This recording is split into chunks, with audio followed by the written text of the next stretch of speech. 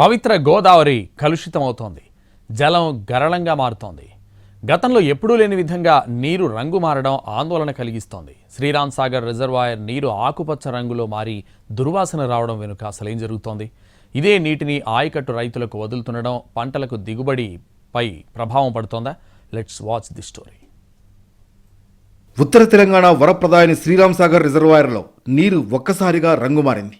ఎగువ కురుస్తున్న వర్షాలకు కొద్ది రోజులుగా వరద ప్రవాహం కొనసాగుతుండటంతో ప్రాజెక్టులో కొత్త నీరు వచ్చి చేరుతోంది. జలాశయంలో ప్రస్తుతం 54 టీఎంసీల మేర నీటి నిల్వలు చేరుకున్నాయి. ప్రస్తుతం ఇంకా వరద కొనసాగుతోంది. ప్రాజెక్టులో నీటి మట్టం 50 టీఎంసీలకు చేరడంతో అధికారులు కాకతీయ, లక్ష్మీ సరస్వతి కెనాల్స్ ద్వారా నీటిని విడుదల చేస్తున్నారు. ఆ నీటితో సాగు చేస్తున్నారు రైతులు. ఇంతవరకు బాగానే ఉన్నా కొద్ది రోజులుగా కాలువల ద్వారా సరఫరా అవుతున్న శ్రీరామ్ సాగర్ జలాలు ఆకుపచ్చ రంగులో వస్తుండడం పట్ల రైతులు ఆందోళన వ్యక్తం చేస్తున్నారు. పంట భూముల్లోకి చేరిన ఎస్ఆర్ఎస్పీ జలాల నీరు దుర్వాసన వస్తోందని రైతులు ఆందోళన చెందుతున్నారు.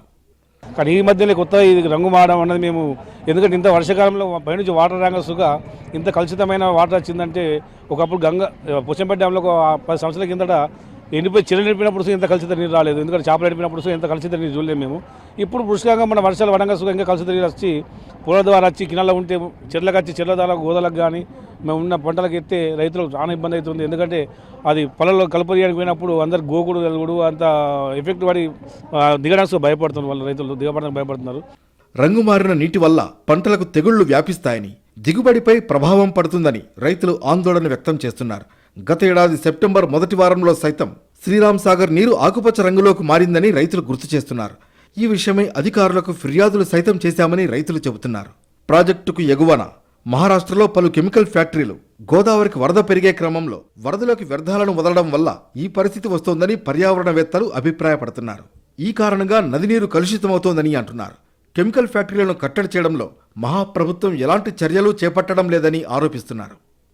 రంగు మారిన నీటితో పాటు దుర్వాసన వస్తుండడం పట్ల ఆవేదన వ్యక్తం చేస్తున్నారు రైతులు. అటు కలుషిత జలాలతో చేపలు సైతం మృత్యువాత పడుతున్నాయని చెబుతున్నారు మత్స్యకారులు. ప్రాజెక్టులో చేపల వేటపై సుమారు 5,000 మత్స్యకార కుటుంబాలు ఆధారపడి ఉన్నాయి. శ్రీరామ్ సాగర్ నుంచి మిషన్ భగీరథ ద్వారా తాగునీటి అవసరాల కోసం ప్రతిరోజు 231 క్యూసెక్కుల నీటిని వదులుతున్నారు. ఆకుపచ్చ రంగులోకి మారిన నీటిని తాగలేకపోతున్నామని అంటున్నారు స్థానికులు.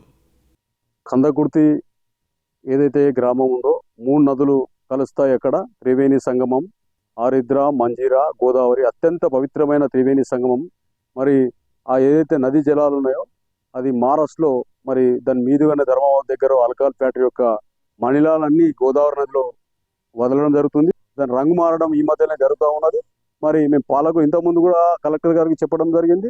భక్తులకు తీవ్రంగా ఇబ్బంది కలుగుతుంది. దీన్ని ఎంబడే దీన్ని సాధ్యమైన తొందరగా గోదావరి శుద్ధి చేయాలని మేము అందరం కోరుతా ఉన్నాం.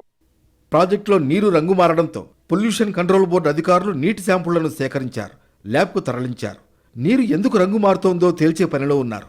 కలుషితమవుతున్న గోదావరి జలాల విషయంలో తెలంగాణ, మహారాష్ట్ర ప్రభుత్వాలు చర్చించి చర్యలు చేపట్టాల్సిన అవసరం ఉంది.